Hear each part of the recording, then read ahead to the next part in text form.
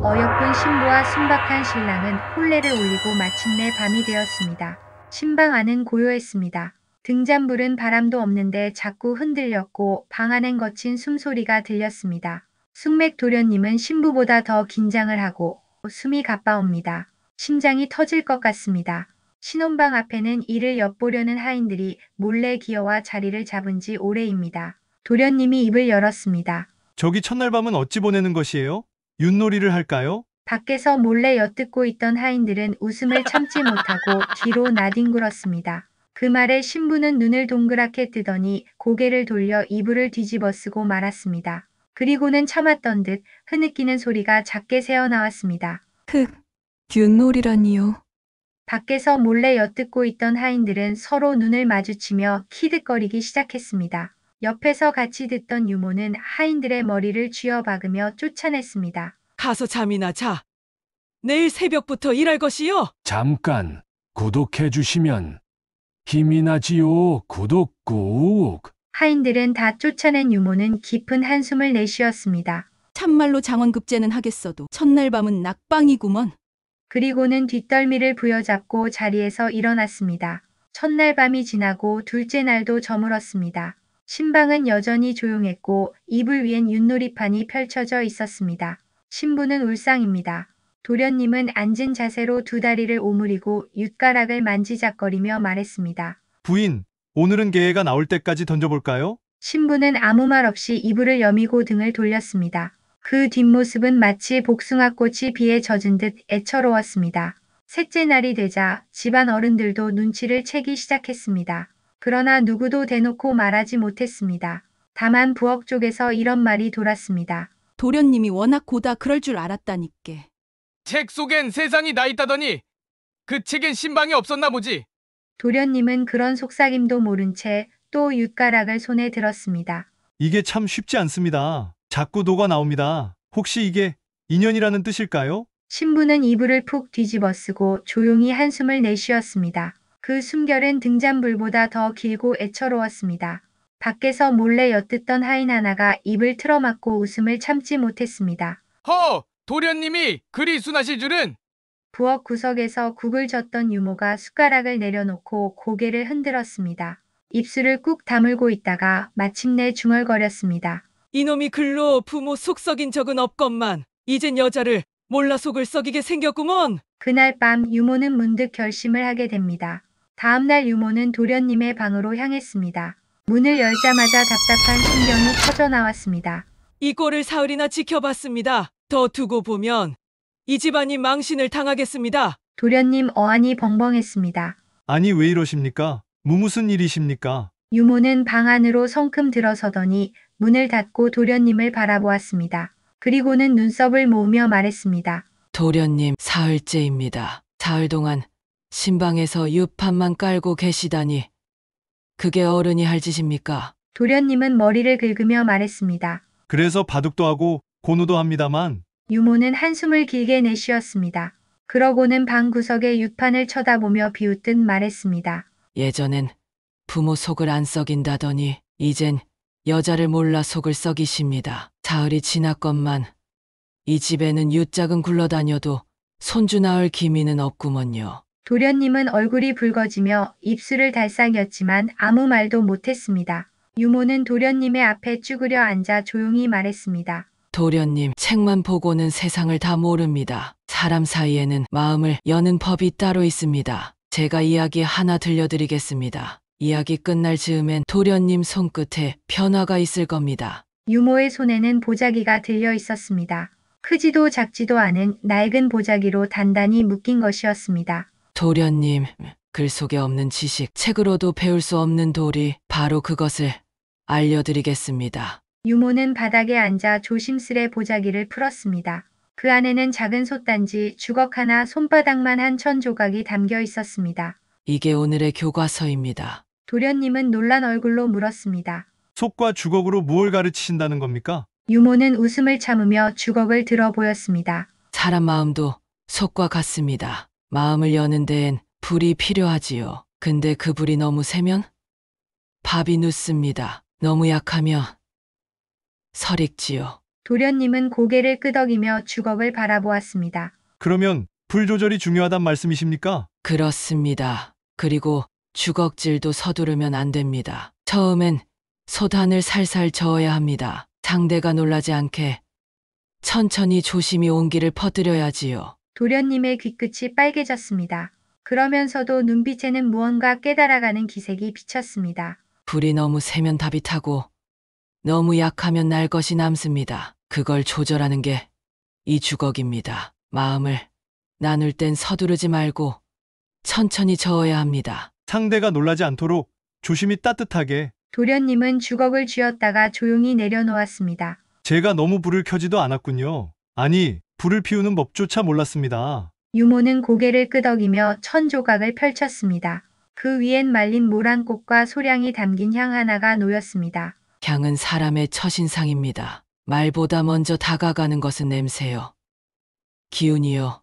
온기입니다. 상대의 마음을 열고 싶다면 말보다 먼저 따뜻한 기척을 보내야지요. 도련님은 고개를 숙인 채 작게 말했습니다. 그저 윷놀이만 생각하며 신부님 마음이 다친 줄도 몰랐습니다. 유모는 이번엔 도련님의 어깨에 손을 얹었습니다. 신부가 웃지 않는 건 잘못된 말보다 부족한 따뜻함 때문입니다. 이불을 덮었다고 밤이 되는 게 아닙니다. 불을 지펴야 진짜 밤이 오는 겁니다. 잠시 침묵이 흘렀습니다.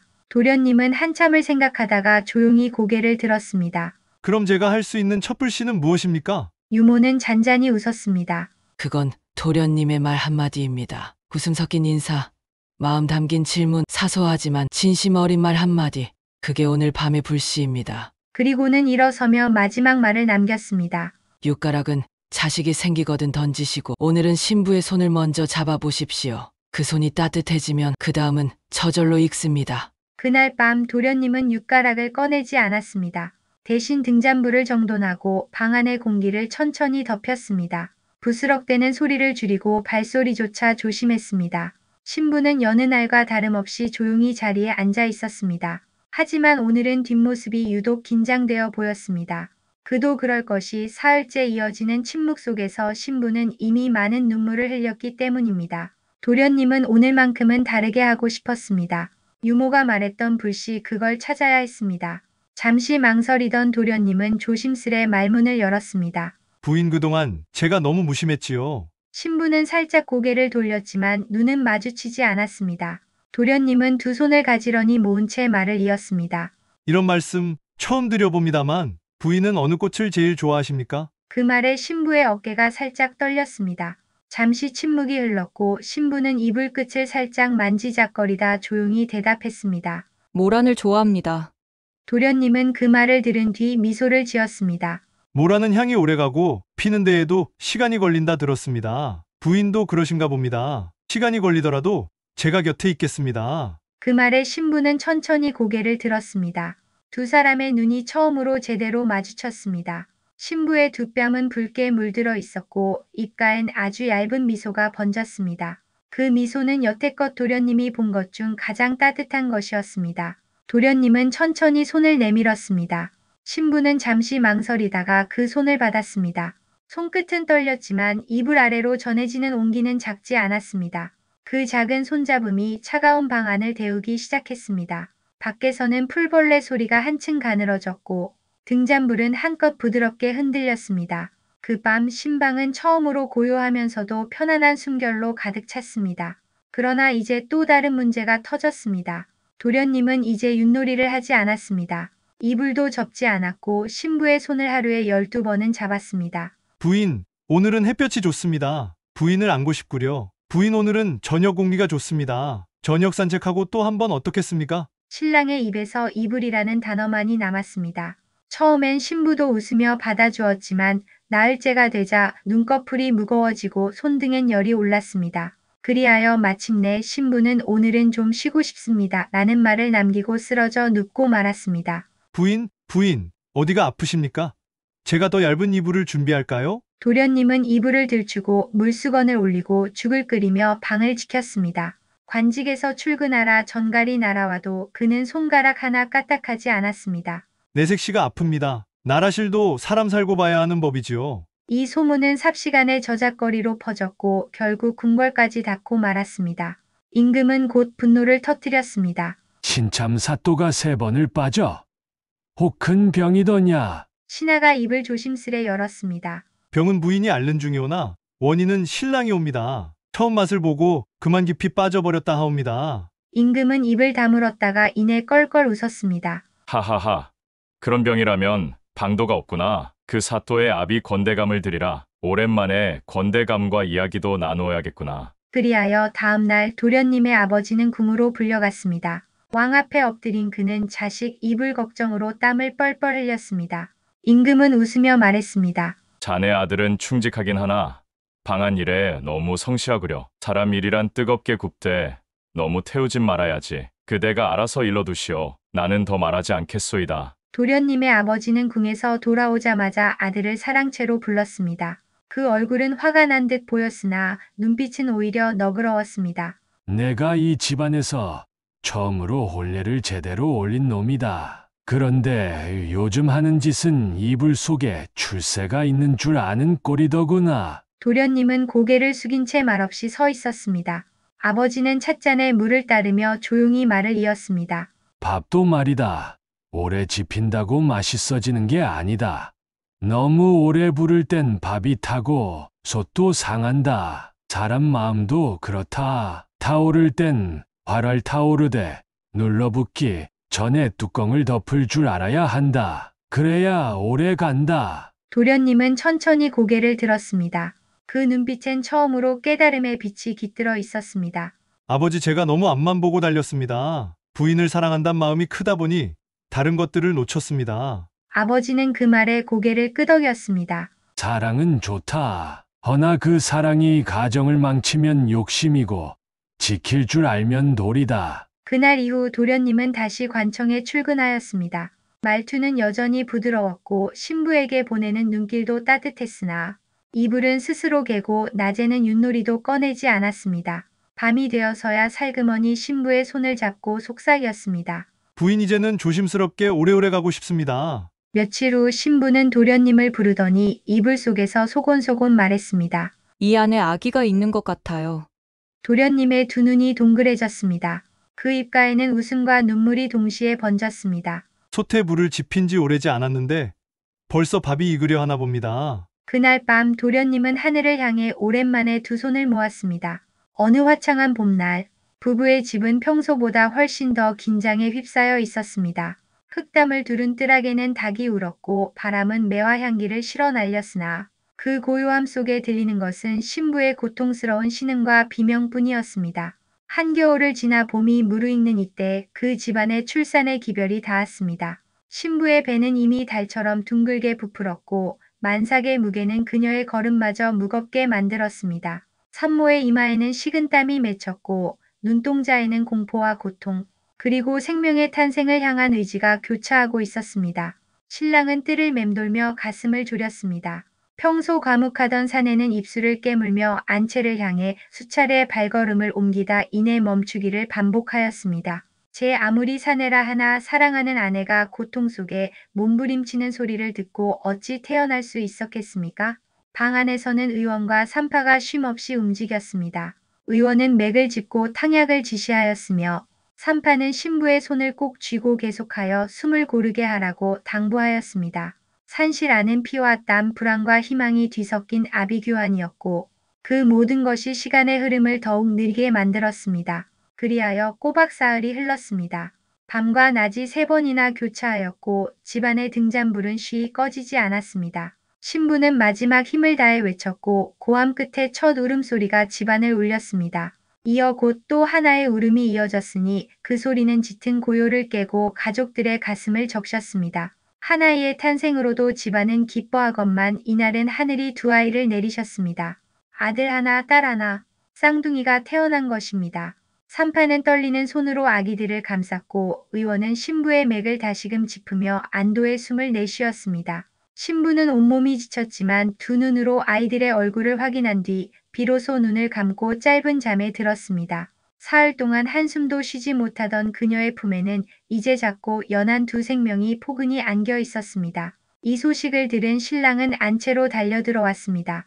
아이들의 울음을 듣는 순간 그는 무릎을 꿇고 말없이 흐느꼈습니다. 무사히 산을 넘긴 아내와 그 품에 안긴 쌍둥이를 본 순간 가슴 속에서 억눌렀던 감정이 터져나온 것입니다. 그는 기쁨과 안도 그리고 감사의 눈물을 삼키지 못하였습니다. 남루한 저고리는 눈물로 젖었고 그 눈물은 오늘을 살아가는 한 사내의 진심을 대변하였습니다. 이날 이후 집안은 웃음소리가 끊이지 않았습니다. 이웃들이 떡을 나르고 사대부집 노인조차 이 얼마나 복된 일이냐 하며 감탄하였습니다.